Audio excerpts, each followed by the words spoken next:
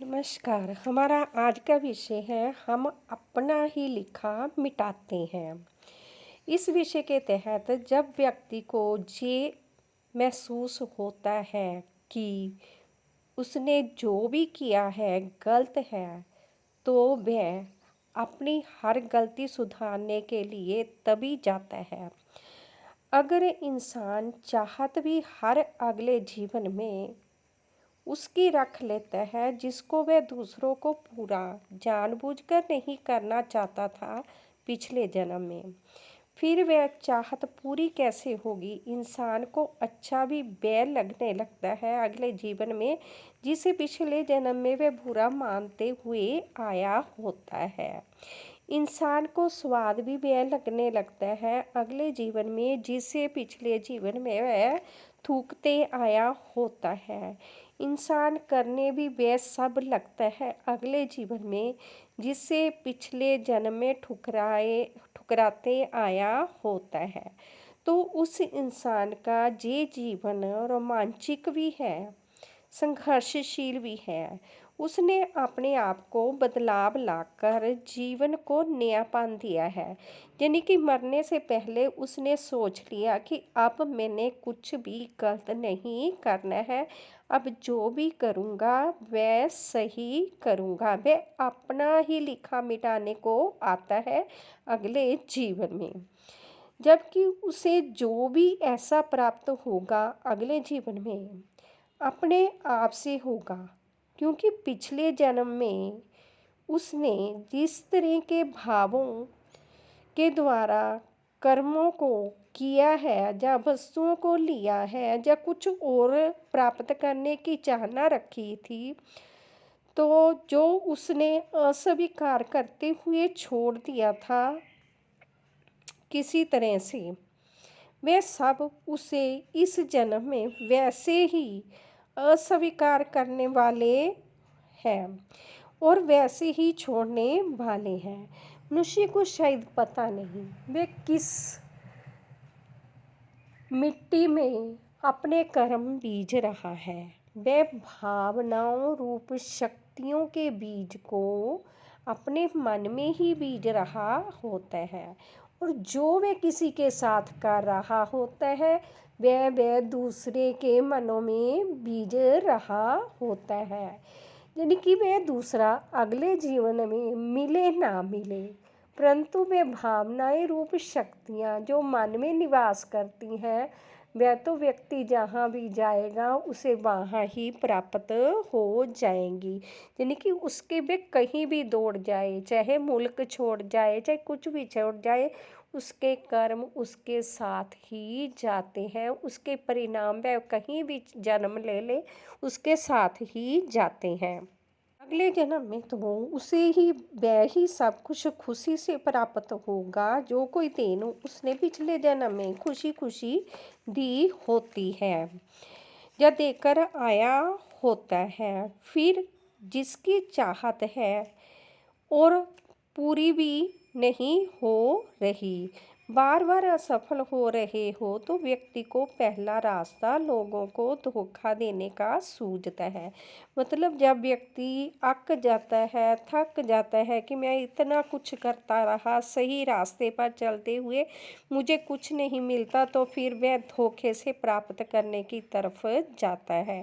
वह विश्वास के नाम पर अविश्वासीपन कर विश्वसनीय बनने का खेल उन लोगों से खेलने लगता है जो उसके इस चक्रव्यूह में फंसते जाते होते हैं, जिसका अंत एक पछतावा होता है। हमेशा से, शुरू से, सदियों से ये सब कुछ ग्रंथों में लिखा हुआ ही नहीं आया, बल्कि बहुत से अनुभवियों ने इस बात को माना भी है, जिन्होंने अपने कर्मों को खुलेआम पेश किया है ताकि कोई और उनके जैसा धोखेबाज ना बने। क्योंकि इंसान ने खुद अपने आप के लिए अविश्वसनीय होने का चक्रव्यूह रच दिया होता है, जो उसे इतना अगले जन्म में तोड़ने वाला है कि वह हद से अधिक टूट जाने वाला होता है। क्योंकि अगले जन्म में वह कितना भी विश्वास देते चला जा रहा हो लोगों को, कितना भी सबके अच्छे में कर्म करता चले जा रहा हो, अपने हृदय से कोई उस पर यकीन ही नहीं करेगा। जिसका वह हकदार अधिकारी होगा वह सबके उसके हाथों से छूट जाने वाला होता है। टाइम तो उसे ऐसा देगा ही, क्योंकि वह पहले यही तो करके आया होता है। दूसरों के हक अधिकारों को अपना बनाने के लिए खेल खेलता गया था। दूसरा मार्ग अगर कोई व्यक्तित्व अपनाता है, तब वह होता है धैर्य रखना। जब तक उसकी कोशिशें, मेहनत अप्राप्तियां देते जा रही होती है, वह तब तक संतोष में रहने की कोशिश करता है, चाहे वह समय कितना भी लंबा क्यों ना हो। क्योंकि जब ये लंबा समय, ये टाइम ख़त्म हो जाएगा, तो अपने आप ही वह सब कुछ अपने ही कर्मों के बदले में मिलने लगेगा जो उसे चाहिए। और फिर बिल्कुल इतना सुंदर और संतुष्टिजनक मिलेगा कि वह खुद कहेगा कि धैर्य से ऊपर कुछ नहीं। मतलब धैर्य वह जादू की छड़ी है जो व्यक्ति के भाग्य को खोल देती है, जो वह खुद अपनी नासमझी के कारण पिछले जन्म में बंद करके आया होता है। सीधे मार्ग को जिसने भी एक बार पूरा जीवन आजमा लिया होता है, वह बार बार हर जन्म में उसी पर चलते जाना पसंद करता है।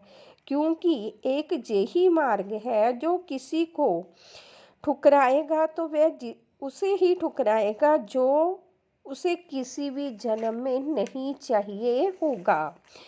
इसकी चाहते हमेशा वही रहेंगी जिसे वह हमेशा रखना, हर जन्म में रखना चाहेगा। मतलब हर जन्म में ऐसी ही चाहत होगी, क्योंकि वह हमेशा अच्छे के लिए अपना सदुपयोग देते आया होगा और हर दुरुपयोग देने के लिए उसने मना किया होगा और इसके लिए उसने मुकाबला ही चुना होगा। फिर इंसान के हर जीवन की करनी और ना करनी, हाँ और ना, सही और गलत, अपना और बेगाना, तेरा मेरा, सब कुछ मतलब ऐसा जिसमें किसी एक तरफ हो जाना होता है, वह स्वार्थों के लिए नहीं होगा, बल्कि अपने असल अस्तित्व को बचाए रखने के लिए, अपने सपने पूरे करने के लिए होगा। फिर अगर संघर्ष होता है तो इंसान होते हुए इंसानियत को बचाए रखने के लिए होता है। फिर अगर जीवन में कुछ आता है तो वह अपना लेखा जोखा ख़त्म करने या नया शुरू करने के लिए होता है, जो अति सौभाग्यशाली बनाने के लिए आता है और इंसान को हमेशा प्रगतिशील करते हुए, कर्म धर्म या धर्म करते हुए पाता है। फिर वह व्यक्तित्व सब कुछ वह पाता है जो संतुष्टि देता चला जा रहा हो। फिर वह चाहे कैसा भी प्राप्त कर रहा हो या अप्राप्त करते जा रहा हो। धन्यवाद हमारे विचार ध्यान से सुनने के लिए, जो सच्चे सुच्चे अनुभव हैं। खुश रहें, खुशहाल रहें, हर खुशी आपके पास रहे। वीडियो अच्छी लगी तो लाइक, कमेंट, शेयर करें।